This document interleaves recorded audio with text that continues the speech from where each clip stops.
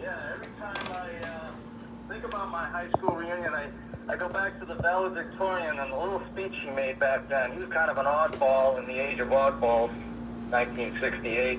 Anyways, he said, if you can't be the best, be the worst. And that's really stuck with me all these years. I didn't know what he meant at first, and then I came to realize over the years. I think that applies here. I think these guys, they realized, either they weren't on board early enough, or maybe worse than that, they said, hey, this guy's, he's not going to make it. And now, they're embarrassed, or, that they don't want to just come out and say, yeah, he's an average quarterback. I was wrong, and he is good. They get buried. Nobody's gonna pay attention to that. So anyway, I think you're right on that case. So now turning to CP3, give me a moment here. Okay, 3, 2, 1, and Warriors, go. Okay, the CP3 thing, and the reason I think the fans are concerned is because, let's face it, last year we went through a whole season of dysfunction, right, where things didn't work together. All right, and I think the notion or the fear that, Chris Paul is going to come in here and he's going to kind of disrupt things because he's not going to want to play, not as a backup or do what he needs to help us win. He's going to let his ego is going to get in the way. I think that concerns fans. Doesn't concern me. I really think he's the ultimate professional. I believe him totally when he says he's going to do whatever he needs, to win.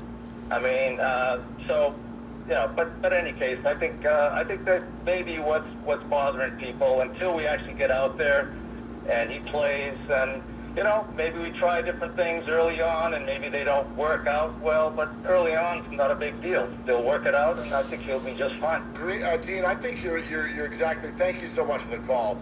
Enjoy the dog park. I think he's exactly right on Chris Paul. You watch how the discussion just quieted down the second Chris, and it was cliched. And I don't know why we do this, but we do. The second he came to a microphone and said, all I want to do is come here and win. Right. That's all I want to do. The second he did that, everyone went, okay, we welcome you. Here's your jersey, and we will now cheer for it. That's all people needed. And maybe they shouldn't have needed that. Yeah. But they did. Well, it's pretty so obvious. He finally gave it to him. It's obvious that he would feel that way, but to hear him say that definitely assuaged a lot of Warrior fans, including your own fear and your own sense of not wanting to accept him to the fold. And when he came out with you coaching and he was abrasive at the Kendra Andrews question so many weeks ago, it rubbed many of you the wrong way, and so you already were hesitant to bring him into the fold. And when he did that, it's like, oh, here comes this guy again. He's never going to be a Warriors. And now he goes to media day, and he's all buddy and everyone's saying great things about him, and he's giving humble answers in the right way. And now here we sit, and we are now just 11 days away.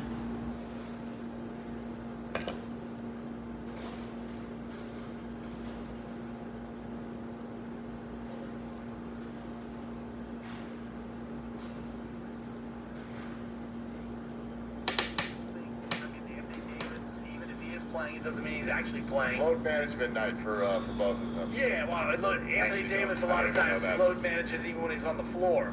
But it'd be fun to watch actual basketball tonight. Yeah, definitely will. And then his Purdy point.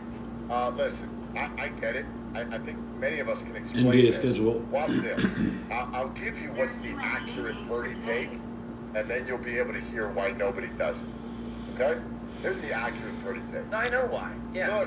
Look, this Brock Purdy guy, I mean, give him credit, 7th rounder. Nobody saw this coming.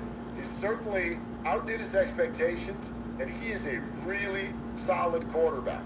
Now, he's still a young guy, so we're still figuring things out in terms of sort of like where he sits in all of this, but he's definitely better than we thought he was going to be, and he's doing a great job.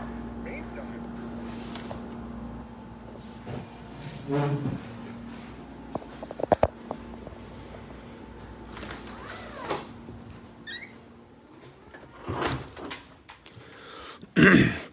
What are they talking about? Chris Paul has signed with the Warriors, and today the Warriors and the Lakers play.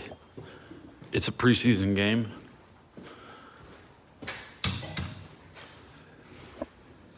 Tony, my mystic in Arizona, said the Lakers are going to win the championship. So what can I say? Lakers are going to win the championship.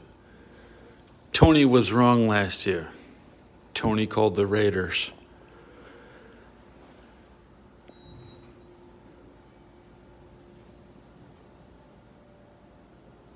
We're going outside. We're going outside.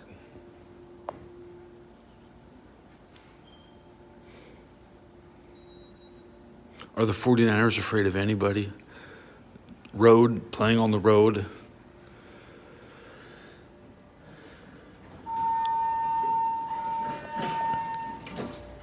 You got to be afraid of teams you don't see very often. Like Cleveland in the road. If you don't win, you won't get another chance for 8 years. That is where the fear kicks in, when you cannot recuperate a win. That's like Israel waiting 8 years to clean up what they want in Gaza. The fertility rate on the Gaza is an average of 6 to 8 children. So if you wait 8 years, you're going to have to go up against bigger numbers. The fertility rate in Afghanistan is really high, guys. We're okay. We're okay. Up to 6 children per woman in Afghanistan. No wonder you see them wandering around without their mother all the time.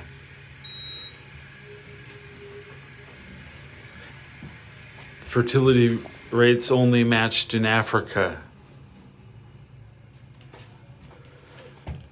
I mean, we heard of women who have over 10 babies.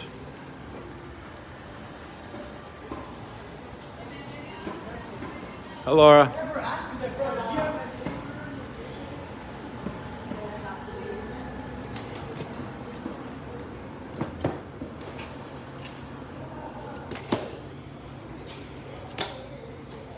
Hummus. Hamas, okay. Put this down and then go back out. It's Friday. I'm coming down very late in the afternoon. Haven't been out all day. Could have got a better selection of food, but we get what we get. So I will go sit down and eat celery. I will eat celery.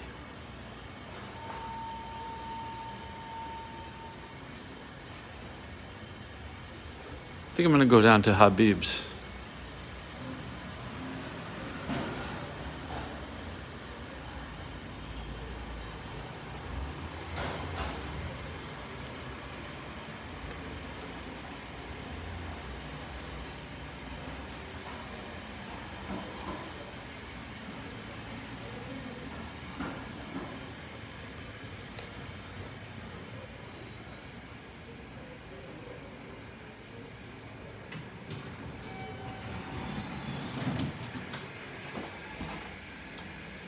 Mental eunuchs will be the new topic.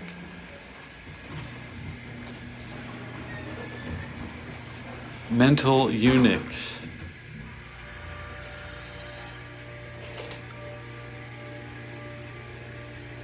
The HMS.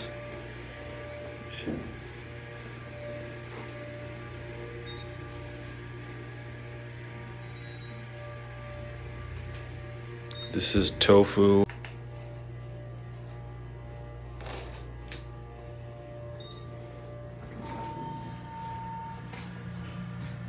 Tofu, nuts, crispy white lettuce, carrots and celery and hummus. I was gonna take you on a walk around town, but I didn't make it through the lobby, which is just a possibility every time. Every time I go out, I don't know if I'm going out, man. Now we're back at my radio.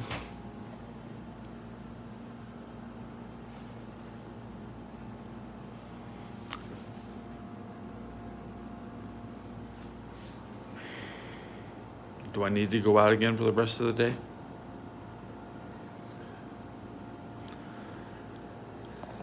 That's my life. I want to end this stream as a segmented speed run to the lobby.